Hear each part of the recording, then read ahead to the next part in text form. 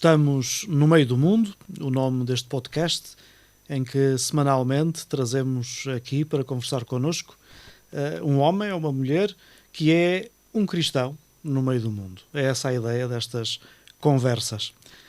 Como dizemos sempre, fazendo referência ao documento, ao texto primitivo, da Igreja Primitiva que inspirou o título deste programa, os cristãos são homens e mulheres como os outros, não têm nem pátria própria, nem língua diferente dos outros, nem se vestem de forma peculiar. São homens e mulheres que têm as suas vidas e que, isso sim, tentam orientar e guiar as suas decisões a partir da sua ligação com Deus. Hoje temos connosco Nuno Camelo, um homem de 48 anos, casado, pai de 2 filhos de 14 e 9 anos. Muito bem. E começamos por aí. Como é que é a tua vida familiar neste momento? Olha, antes de mais um abraço entregue na primeira pessoa por estar aqui contigo no meio do mundo, né? Neste pedaço de meio do mundo. A vida familiar é um desafio, não é? Com este ritmo a que vivemos, é um desafio constante. E estes dois projetos de vida, que são o Martim e o Miguel, ocupam grande parte desta dinâmica familiar, que começou há uns anos no casamento e que... Estás casado há quanto tempo? Então eu casei no ano de 2005. 2005. Portanto, faz este ano 20 anos. 20 anos. 25 de junho de 2005. Que casaste com a Lénia. Com a Lénia, é verdade, sim. Um beijinho para ela. Obrigado. Muito bem. Nuno, sei que és aqui da zona de Évora, concretamente de uma aldeia chamada São Sebastião da Giasteira, aqui perto, e que por lá tens vivido a tua vida toda. Embora a tua vida seja muito aqui na cidade, os teus pais viviam lá e por lá continuaste a viver depois de casar e é lá que estás a criar os teus filhos. É. Sei que tens antecedentes na zona da Serra da Estrela, não é?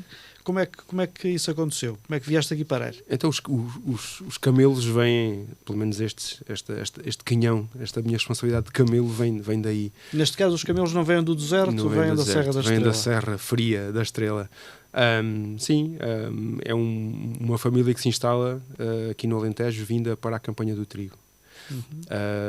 E o meu tetravô fica por cá e chegamos aos dias de hoje com este apelido que não é único aqui na região, mas que esta linhagem vem daí. Sempre radicados aqui nesta zona, em torno de Évora, nomeadamente ali em São Sebastião da Giasteira, mas também no Escoral, Guadalupe, uma série de localidades onde existem famílias com este apelido. E pronto, e aí se radicaram por ali, Boa Fé, São Sebastião, e nós perpetuamos esse nome, que orgulhou sempre muito o meu pai, porque o meu pai era a última esperança de que o apelido Camelo perdurasse nesta região. E teve três filhos rapazes, para que eles pudessem dar continuidade. Está assegurado. Sim, a continuidade do apelido. E eu já fiz a minha parte, já tenho tens mais 2 rapazes para poderem dar essa continuidade. Portanto, vai haver muitos mais camelos por aí. É verdade, de certeza. É uma garantia. Sei que és um rapaz de múltiplos interesses, e à parte da vida profissional, que já lá vamos um bocadinho falar dela também.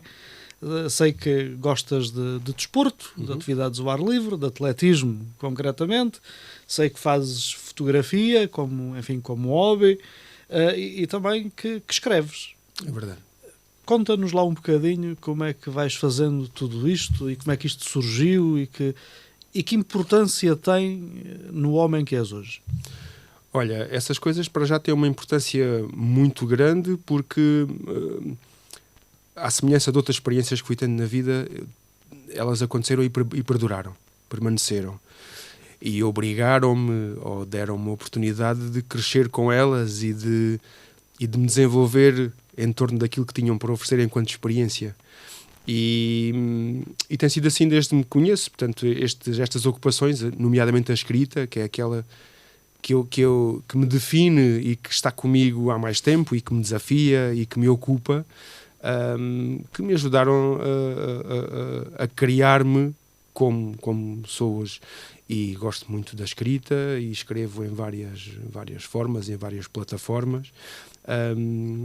Mas a fotografia também, que é outra forma de escrever, não é? Antes de falares da fotografia, esse lado da escrita, sei que depois colaboras, enfim, com alguns jornais locais, com alguns sites onde também vais publicando alguns textos, e depois as pessoas te pedem para escrever sobre as mais variadas coisas, mas tem também uma componente tua, íntima, ou seja, há coisas que escreves só para ti?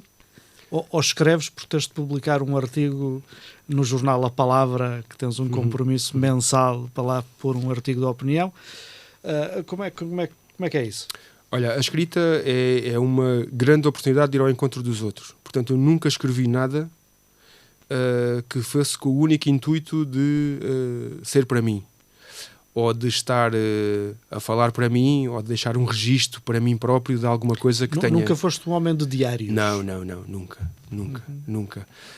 Houve uma altura da minha vida, ali na altura antes do namoro, ali naquela fase de namoramento em que eu namorava com a Lénia, mas ela não sabia.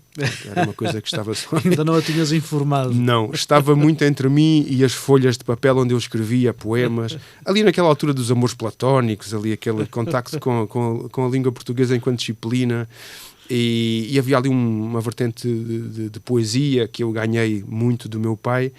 E aí havia assim uma coisa mais solitária, mas tinha que ser assim, de sofrimento e de dor, porque ela não me queria, mas coitada, ela não sabia, não é? Portanto não podia nem querer não querer, o lado trágico, explorei ali um bocadinho. Mas tirando isso, tudo aquilo que eu escrevo é muito com a lógica de desassossegar os outros e com a grande responsabilidade, percebo hoje, de cada pessoa que lê aquilo que ali está escrito se consiga rever lá num determinado aspecto. E eu tenho conseguido ao longo do tempo, ao longo daquilo que tenho escrito, permanecer com esta possibilidade. Portanto, eu sou muito emotivo na escrita, mesmo quando tento fazer uma escrita mais informativa, mais noticiosa, aquilo tendencialmente resvala para um lado mais emocional, que no jornalismo não pode acontecer, mas a minha escrita tem esta capacidade de veicular aos outros não o meu ponto de vista, muitas das vezes não é isso que ali está, mas no fundo o explanar de um evento, de um acontecimento, de um sentimento, de um sentir, de um estar, de um viver, que consegue chegar aos outros. E é muito universal na abordagem e depois muito particular naquilo que tem por oferecer. E eu acho que tem sido isso que me continua hoje a aprender tanto à escrita, porque tenho a noção de que quando escrevo, e acho que escrevo com o coração, escrevo muito de uma forma emotiva, consigo passar para a escrita a construção de cenários, de momentos, de vivências que com isso as faço perdurar no tempo e na história. Dou-te um exemplo muito simples. Há pouco tempo fizemos uma loucura da corrida, que foi ligar o templo romano de Évora ao castelo de Montemoro Novo. 31 quilómetros de puro, não sofrimento, mas de pura adrenalina. E tivemos uma vaga num jornal local para falar sobre aquilo. Algumas das pessoas com quem eu estava a correr naquele dia não me conheciam. Mas rapidamente, na troca das primeiras conversas, depois durante até o percurso e ao almoço, havendo um artigo para escrever, a coisa encaminhou-se para que fosse eu a escrevê-lo. E o feedback que fui tendo das pessoas que estavam envolvidas, não só os que correram, mas os que foram dar apoio, ei, conseguiste dizer aquilo que eu senti. E isto é de um orgulho enorme e a minha escrita tem sido isto. Eu consigo escrever aquilo que as pessoas sentiram e que muitas delas, ou por falta de tempo, ou por falta de vontade, ou não o traduziram em escrita. E tenho esta missão de continuar a fazer isto. Porque... Muito dos textos que escreves, e eu tive a oportunidade de ir lendo alguns, são muito como esse que referiste, de dar voz a uma experiência, a algo que foi vivido e que, portanto, queres transmitir, queres partilhar, queres pôr em comum para que outros possam entender o que ali se viveu. Sim. Para que isso nos ligue. Exatamente, para que isso... buscando uma ligação.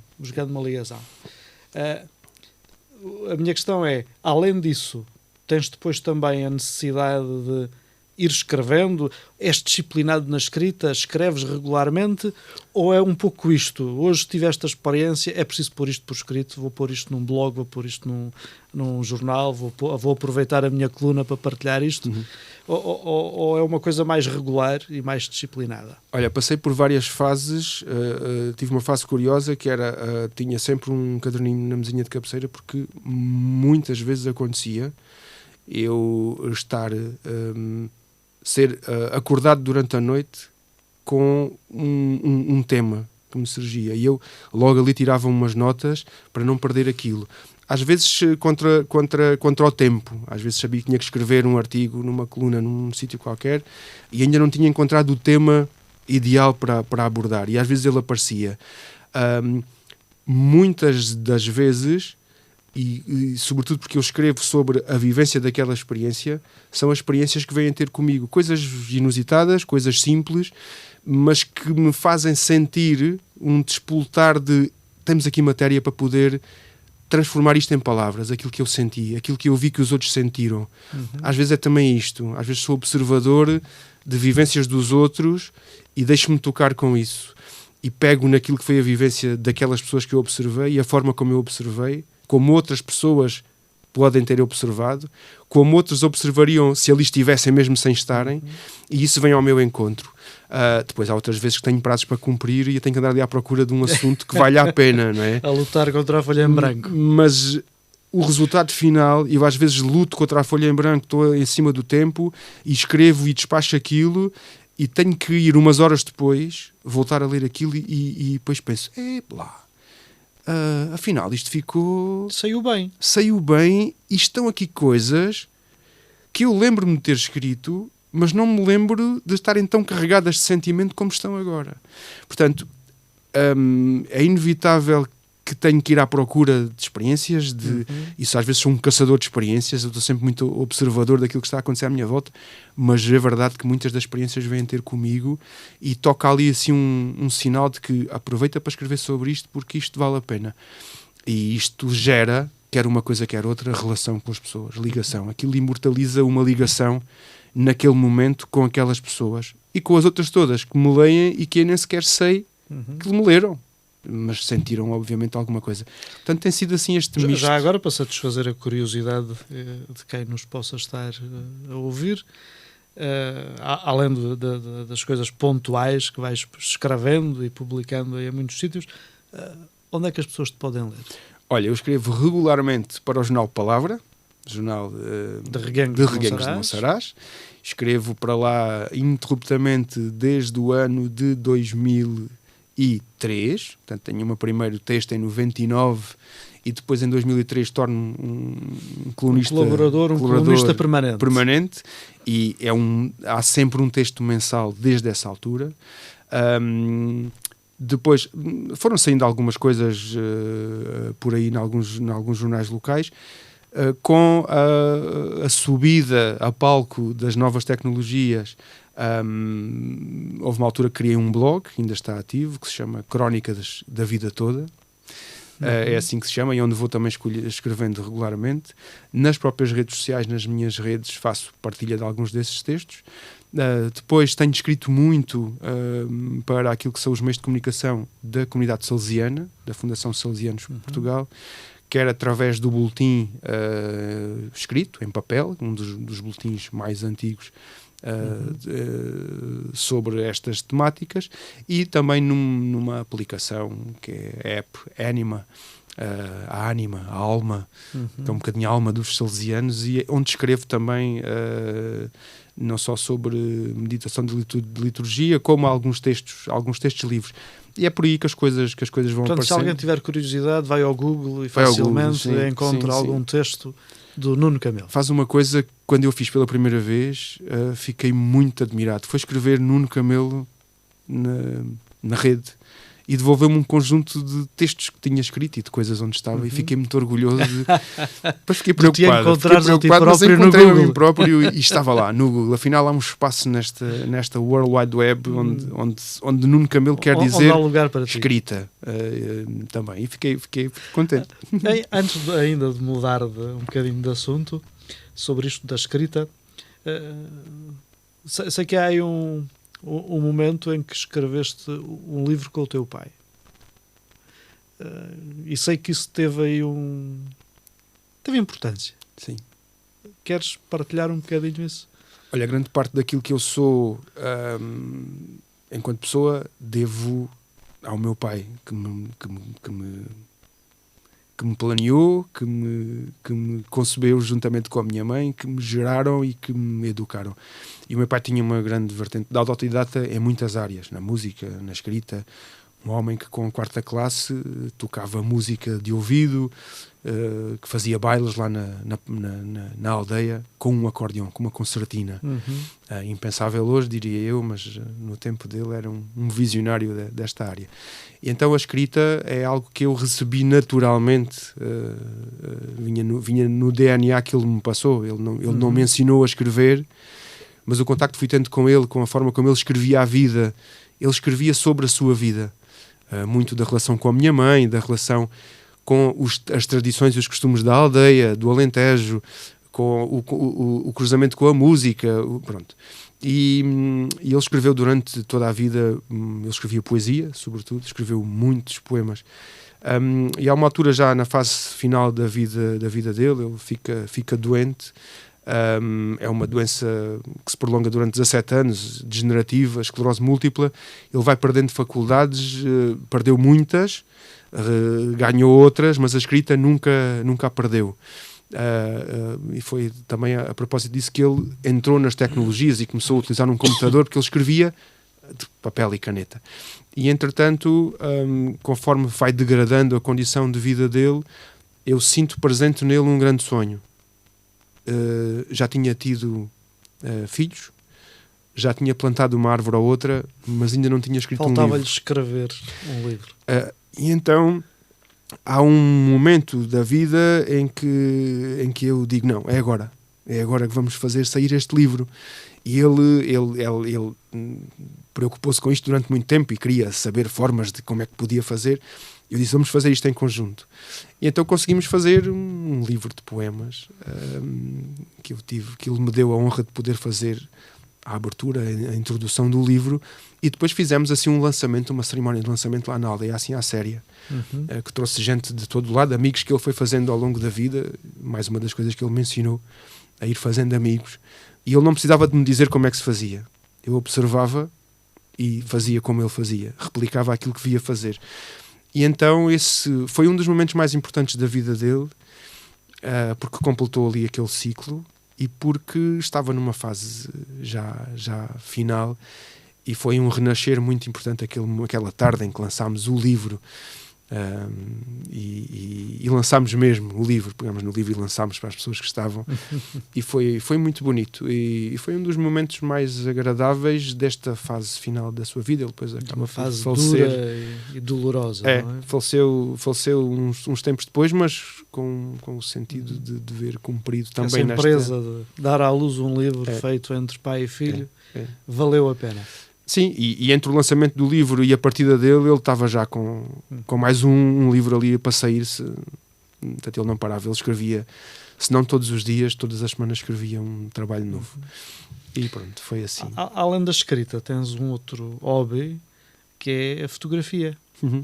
E se o escrever é pôr em palavras aquilo que viveste, aquilo que sentiste, aquilo que experimentaste, na fotografia trata-se de captar uma imagem, mas que de alguma maneira essa imagem, que é algo fixo, é aquele momento, mas que pode dizer muitas coisas. Este gosto pela fotografia vem de há muito tempo? Dedicas-lhe muito tempo também?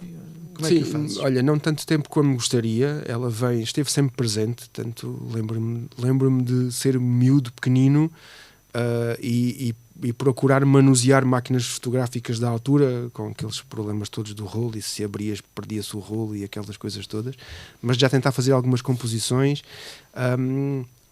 sempre com esta urgência de escrever. Sabes que a fotografia é escrita com luz. A fotografia é isto. É uma boa maneira de dizer. É um grafismo que se faz com luz. A fotografia vive da luz. Aquela luz que tu deixas entrar na câmara registra-te aquele momento, e é um registro escrito, de alguma forma. E ela esteve sempre muito paralela aqui com a própria escrita e com a necessidade que eu tinha de observar para escrever. Portanto, quando tu observas, captas também daquilo que é parte do mundo que está à tua volta, aquele mundo, naquele momento, naquele local. E a fotografia é a forma de dizer muitas coisas sem as escrever com palavras, mas escrevendo-a com luz. E acaba por ser mais universal, porque qualquer pessoa que olha para aquela fotografia, se ela transporta um sentimento, se transporta uma experiência, se transporta um encontro, se transporta um desencontro, se transporta uma conservação, uma degradação de alguma coisa, aquilo tem implícito uma mensagem. E a fotografia tem estado muito, muito presente, sobretudo fotografias de momentos vividos, mas de paisagens também. Sou assim muito... Deixo-me muito enternecer pela nossa paisagem alentejana e por aquilo que ela tem para nos dizer. Muito das dificuldades da vida no Alentejo, as agruras do seu clima, muito o que tem a ver com aquilo que é o campo, os campos do Alentejo, e é por aí que tenho também apreendido com luz esta forma de escrever vida. Sempre tentando, quer pela escrita, quer pela fotografia, dar expressão ao teu mundo emocionado. Sim, que é um mundo partilhado sempre com os outros. É sempre uma ponte para chegar aos outros. É sempre uma forma de tentar relacionar-me e congelar aquele momento único daquela relação. As relações são fluídas. São fluídas, algumas são fugazes. Há pessoas de quem somos amigos a vida inteira e não tivemos tão presentes quanto isso, mas aqueles momentos ficam imortalizados por aquilo que se disse, aquilo que não se disse, aquilo que está na imagem, aquilo que se pensou, e tem sido sempre esse o móvel de fazer escrita e fazer fotografia, chegar aos outros, transmitir aos outros, ser com os outros, ser dos outros. Eu tenho muito esta necessidade de ser constantemente com os outros, até mais do que ser dos outros, mas ser com eles. Ser naquele momento, naquela experiência. Seja isso ir ao campo apanhar poejos, seja estar numa atividade internacional da Igreja Católica. Ser com. Tens, no que diz respeito à tua vida dentro da Igreja, uma série de atividades, mas antes disso, já agora, fazer um bocadinho de referência também à tua atividade profissional. Tu formaste em Geografia. Verdade. E toda a tua vida profissional foi ligada ao planeamento. Sim. Não foi? Sim. Eu faço o meu curso em Lisboa, na Faculdade de Letras, agora Instituto de Geografia e Ordenamento do Território, e escolho uma variante que é a variante de planeamento e gestão do território. E é sempre aí que eu me tenho mobilizado. Tive a sorte, há 20 anos atrás, de acabar o curso e conseguir ficar a trabalhar. Eu trago as minhas coisas de Lisboa, onde estudei, vou lá com um carro, trago meia dúzia de coisas que lá tinha, uma mala com roupa. Foi um tempo também muito desafiante, este de estar em Lisboa, de sair da aldeia, sair depois da cidade e ir para Lisboa, com algumas dificuldades. Aliás, eu acabo por ir trabalhar 4 anos antes, e já fui para a universidade com aquela sensação de estou muito velho para isto. Tinha 22 anos. Mas fui trabalhar para ter dinheiro para poder pagar o curso. E quando volto com meia dúzia de coisas numa sexta-feira, e na segunda-feira seguinte estava a trabalhar. Tenho uma primeira experiência em Montemoro Novo, na Marca, uma associação de desenvolvimento local, que ainda hoje existe. Ainda trabalha. Fiz na altura um plano estratégico para o Concelho de Montemoro Novo como trabalho de final de curso, e isso garantiu-me não a entrada na Câmara Municipal de Montemoro, como eu tinha idealizado, mas um trabalho na marca. E estou lá uns meses e em outubro desse mesmo ano, de 2003, entro na Câmara Municipal de Évora, onde ainda estou até hoje. Sim. Fui passando por várias áreas, sempre trabalhando no planeamento e a gestão do território. Tipos de serviço, sendo que agora estás no Serviço Municipal da Proteção Civil. É verdade. E és gestor de emergências. Sim, sou técnico de planeamento e ajudo a gerir emergências, que é o que há mais naquele serviço, não é? Suponho que sim. Suponho que sim. O que de vez em quando deve ser um stress. É um stress, mas é preciso... Porque, claro, as emergências são precisamente isso. Não é? As emergências aparecem quando aparecem, têm um problema, surgem quando surgem, e há que lidar com elas. E tem um problema muito grave, há que lidar com elas com urgência. E as pessoas querem urgência nas resoluções das coisas, não é? Portanto, eu digo sempre isto nas escolas, vou muito também às escolas, há um conjunto de projetos educativos que tenho vindo também a trabalhar e também aqui na Proteção Civil. Digo sempre, nunca ninguém nos liga para lá para perguntar como é que estamos. Nunca ninguém nos liga para lá para o serviço a perguntar se estamos bem, se queremos ir almoçar. Ligam sempre a pedir ajuda. Portanto, e estes serviços... Ou a perguntar porque é que ainda não resolveram. Porque é que ainda não resolvemos. Porque é que ainda não resolveram o que já devia estar resolvido. Não é? E por norma as pessoas ligam por duas razões. Por tudo e por nada. Mas é bom que haja alguém do outro lado do telefone a poder responder por tudo e por nada. E de uma forma pedagógica, construtiva, preventiva, porque a Proteção Civil tem um longo caminho para fazer até à efetivação do risco. Corremos o risco de... Há um dia em que aquele risco é efetiva e nós não temos condições de o gerir sozinho. Mas até lá há todo um trabalho de prevenção, de capacitação, de sensibilização, de formação, de vida. Eu sou incapaz de dissociar a vida de todos estes processos onde me tenho envolvido, que é preciso fazer. Portanto, as pessoas, se souberem o que hão de fazer quando aquele risco se efetivar, estão mais capacitadas para telefonar menos, ou telefonar mais tarde, ou telefonar já com parte da solução. E esse é um grande desafio para quem trabalha em Proteção Civil, é capacitar as populações para conseguirem gerir, viver, sobreviver aos riscos do seu território. E os territórios, não há territórios sem riscos, não há vidas sem riscos, não há opções sem riscos. E isto cruza muito aquilo que é a minha vida enquanto pessoa com aquilo que é a minha vida enquanto profissional. E acho que sou um profissional melhor capacitado para gerir crises, porque trago para isto aquilo que é a bagagem toda de uma vida. Na escrita, na fotografia, nos movimentos, nos encontros, na vida. Porque as pessoas estão vivas, mesmo quando estão em situação de risco e quando estão em emergência. E é um desafio enorme todos os dias preparar melhor as pessoas para quando as sirenes tocam, estarem efetivamente melhor preparadas. E isso é um desafio enorme. E, portanto, suponho que seja um trabalho que não é monótono. Não é monótono, não, porque ou estamos a pensar como é que preparamos as pessoas, ou estamos a ajudar pessoas a responderem às situações que foram criadas e que não escolhem dia nem hora. Portanto, é sempre esta dualidade. E também depois uma articulação com uma série de outros serviços que são concomitantes. Sim, porque apesar do serviço chamar Serviço Municipal de Proteção Civil, a Proteção Civil começa em cada um.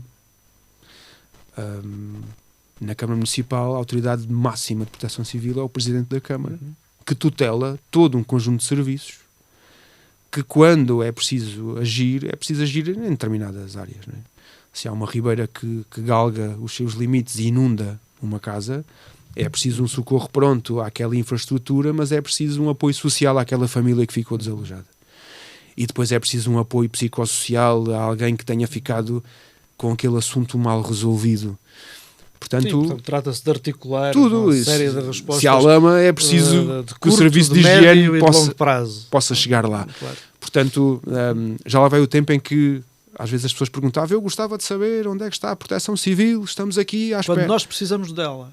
Mas nós somos todos Proteção Civil. Já lá estamos. Obviamente. E a primeira resposta, não tenhamos dúvidas, num grande evento de crise, a primeira resposta, e não é a primeira resposta dos primeiros 10 minutos, é a primeira resposta num evento grande nos primeiros 2-3 dias. É do cidadão comum. Portanto, se eu estiver capacitado para gerir a resposta na minha casa e conjuntamente com os meus vizinhos tivermos essa capacitação, estamos a geri-la melhor na minha rua.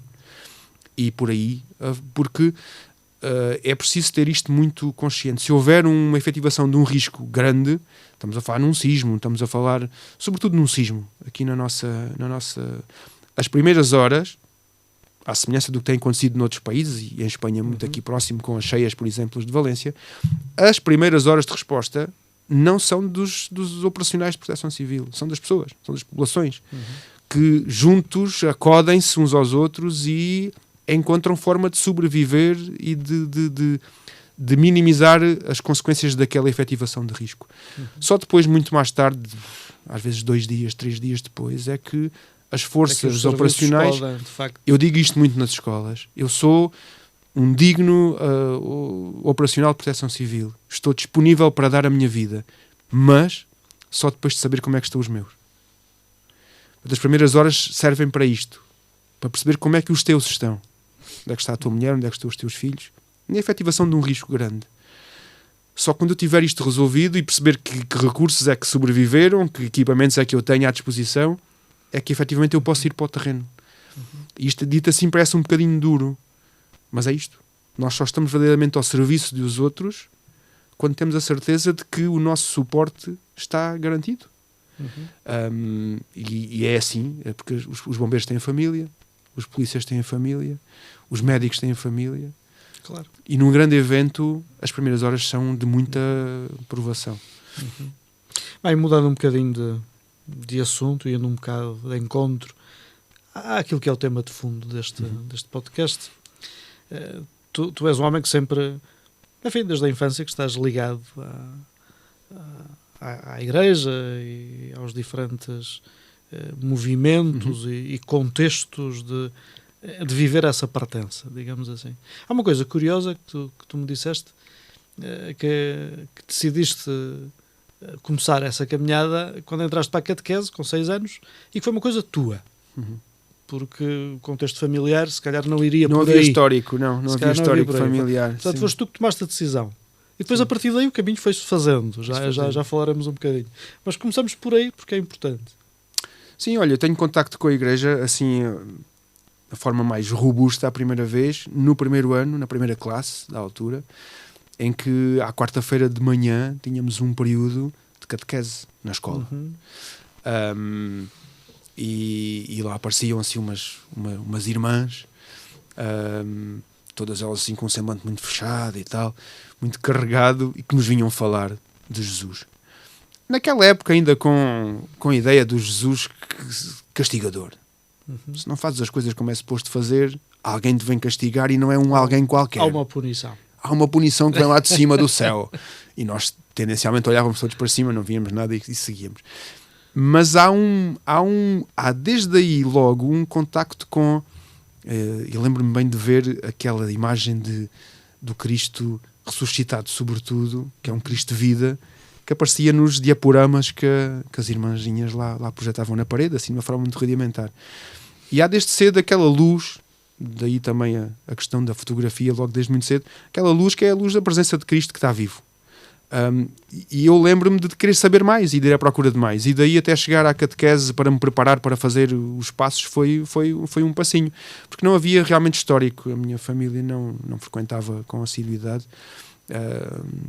A minha mãe vai-me dizer, se estivesse a ouvir agora, que sempre foi muito crente, e é verdade, mas não fazia parte das rotinas daquela família, até porque o meu pai era muito ausente, trabalhava muito, muito fora e muito tempo fora, e a minha mãe ficava a cargo de 3 filhos, e nunca houve muito essa dinâmica do viver a fé em comunidade. Foi uma inquietação. Foi uma inquietação minha, fui à procura. Pessoal, sim, e que foste à procura. E essa procura nunca mais acabou. Nunca. Tens andado à procura, e procurar é o que nos faz andar. Verdade. E foste andando por vários lugares e por vários âmbitos. Estiveste na fundação do agrupamento de escuteiros de São Sebastião da Giasteira, que 1121, que chegou a ser um agrupamento com muita gente, sobretudo atendendo, enfim, ao contexto à dimensão da localidade, da localidade e da população que tinha.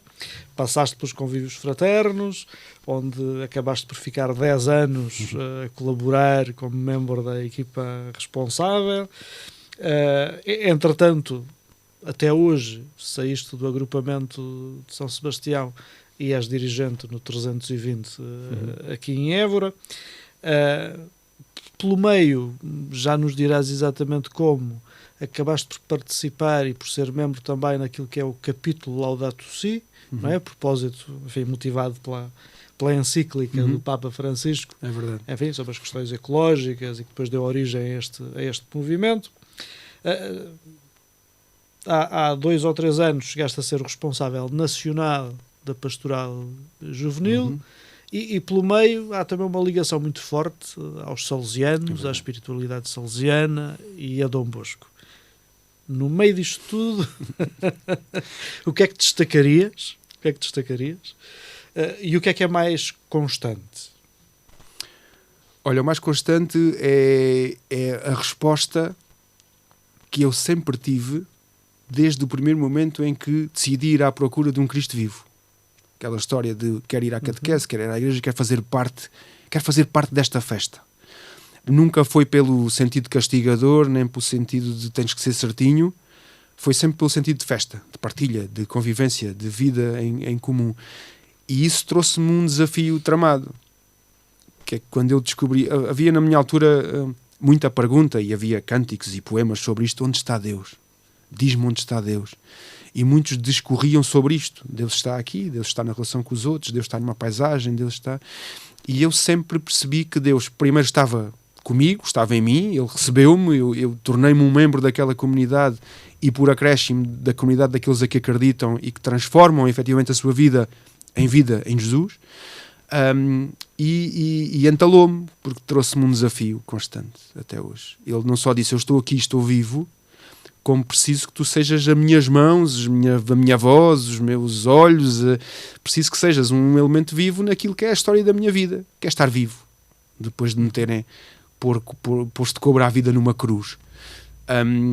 E esse desafio é o constante em todas as experiências que eu tenho vivido em igreja. Porque começou aí e nunca mais parou, não vai parar nunca, e é este desafio de viver Cristo vivo.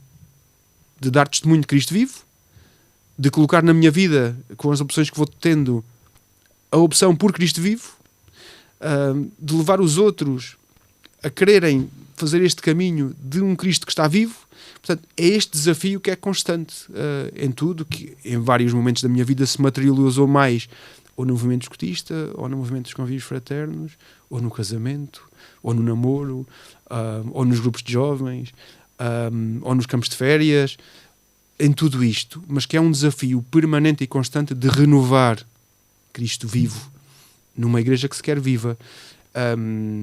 E portanto não se trata de ir a esses lugares, a essas atividades, descobrir Cristo. Não. Trata-se de ir a esses lugares porque Cristo te impele e te leva e te empurra e vai contigo. Eu lembro-me de ter feito o convívio fraterno e começar lá e pensar assim, mas nada disto que aqui está é novo para mim. E há jovens que vão a um convívio fraterno e nunca ouviram falar de Cristo.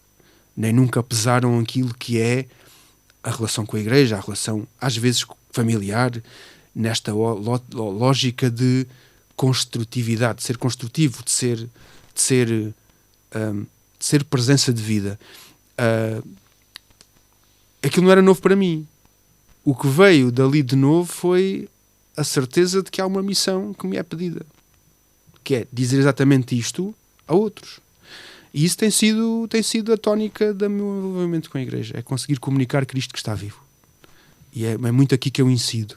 Cristo está vivo onde? Na tua vida, naquilo que são as tuas opções. Mas é que isto não me facilita a vida. Pois, mas ninguém disse que era para facilitar. Então, mas se eu rezar a coisa corre melhor. Não forçosamente. Não só, mas também. Isso quer dizer que deixes de rezar? Também não. Então, mas isto não é uma espécie de uma fórmula mágica que faz com que toda a gente possa ser mais justa, mais... Só se tu deixares. Só se tu acreditares nisso. Só se tu quiseres muito. Porque as tuas opções é que fazem aquilo que é o caminho que está a ser construído. Olha, estás a ver ali os ladrilhos a posicionarem-se, a cada vez que tu mexes um pé há um novo ladrilho que te recebe esse pé. É porque tu queres andar. Portanto, viver com Cristo não traz facilidades nenhuma. Por isso é que eu de vez em quando digo que ele me está a entalar.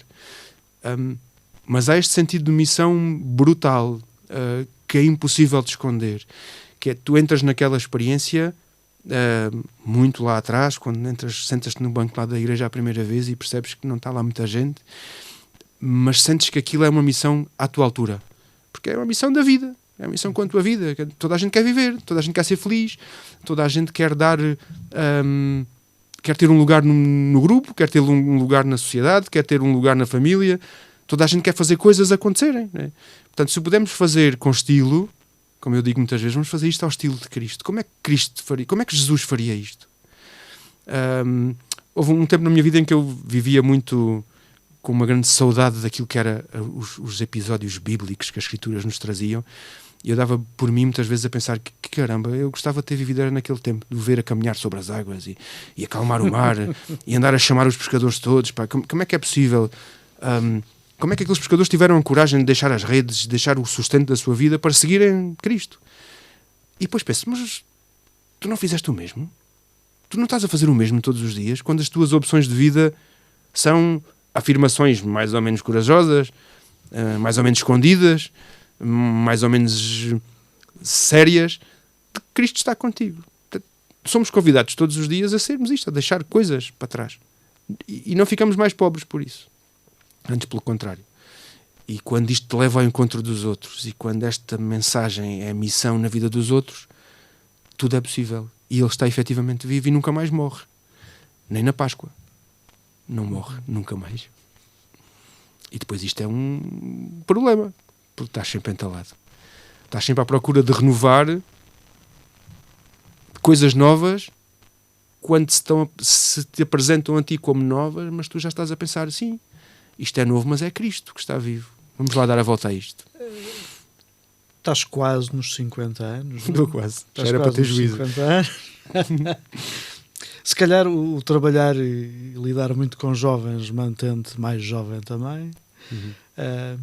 Mas este entusiasmo com que tu falas, da presença deste Jesus vivo na tua vida, mantém-se com a mesma frescura hoje, aos 48 anos, que quando tinhas 20 ou 22 ou 23? Digamos que esta frescura está sempre cá, mas há um amadurecimento que a vai transformando um bocadinho. Mas há esta... para já há esta entrega muito grande que sempre existiu. E esta capacidade, esta obrigação de me preparar para chegar aos jovens, porque são eles o futuro da igreja, porque são eles que estão a desenvolver-se integralmente, porque são eles que estão à procura. É muito difícil ser jovem, estar à procura de um lugar no mundo, quando o teu mundo é o grupo e o és aceito ou não és, ou fazes parte daquele grupo ou não fazes, ou as pessoas se riem com as piadas que tu dizes ou ninguém se ri. Portanto, quando tu estás a transformar-te neste momento da vida que é determinante para o resto da vida, não há momento nenhum na tua vida como este, de tanta tribulação e de tanto desafio, não é? Mas se nós conseguirmos que neste momento o desenvolvimento integral do jovem, pelo menos esta disponibilidade para aperceber-se que há um Cristo vivo, isto leva a que quem fala sobre Cristo tenha que ter esta capacidade para já de nunca falar de cima para baixo, falar sempre ao nível do jovem, olhos nos olhos, descer ao nível, descer à estatura, descer ao desenvolvimento onde eles estão, para poder dizer isto. Não é eu faria assim, não é se fosse a ti faria desta forma, vê lá que Jesus tem uma mensagem para ti. Não, é Jesus vive em mim e eu estou aqui. E estou disposto a fazer este caminho aqui ao teu lado, nem à frente nem atrás. E isso perdura. Perdura porque nós continuamos a falar com jovens, com a nossa vida, com as nossas relações. Na Proteção Civil trabalho muito com jovens, vou às escolas todas as semanas e faço uma abordagem. É curioso como conseguimos pôr em Proteção Civil esta disponibilidade de um Cristo que está vivo, que é, muitas das coisas que eu estou ali a dizer, acabo sempre por dizer, isto não é mais nem menos do que a vida. Portanto, transportem lá esta capacidade de não arriscar, ou de fazer com estilo, ou de fazer de forma a que todos ganhem, ou de respeitar o outro, façam disto a vossa vida. E não estejam à espera de salvar alguém que vos está a morrer nos braços. Invistam muito em salvar pessoas todos os dias, nas relações. E, portanto, aí também estás a dizer Cristo sem sequer falar nele. Nuno, o tempo é implacável. Chegámos ao fim do nosso tempo. Que música nos trouxeste? E porquê? Olha, teria milhentas músicas para trazer aqui. Imagino. Muitas delas do universo daquilo que são as experiências que tive em igreja, em movimento. Há muitas músicas que me marcaram nos convívios fraternos, no escutismo, na dimensão de São João Bosco, pai e mestre da juventude. Mas a tua escolha não foi por aí? Não foi por aí. Para já porque senti a injustiça de que se elegesse uma, deixaria muitas outras que me fazem sentir, que me fazem escrever. E então a música que eu escolho é uma música de um grupo que se chama Coldplay e que se chama Viva la Vida, e que nos confronta muito com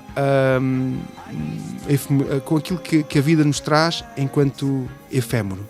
Portanto, que não tenhamos a pretensão de, nesta terra, de achar que temos tudo, que conseguimos chegar ao mais alto ponto da nossa forma de estar, porque a vida verdadeira não é aqui, é lá em cima, é depois desta vida. Portanto, que consigamos nesta vida respeitar, tirar partido de todas as oportunidades que a vida nos dá, mas que nunca nos possamos apenas sentir o dono daquela vida naquele momento, o dono daquele mundo, daquela vida naquele momento. E foi por isso que escolhi. Obrigado por teres estado connosco, por teres partilhado um bocadinho da tua vida e do que é para ti ser cristão no meio do mundo. Despedimos-nos dos nossos ouvintes, ficando a ouvir Viva la Vida, dos Coldplay. Obrigado. Obrigado, Manuel.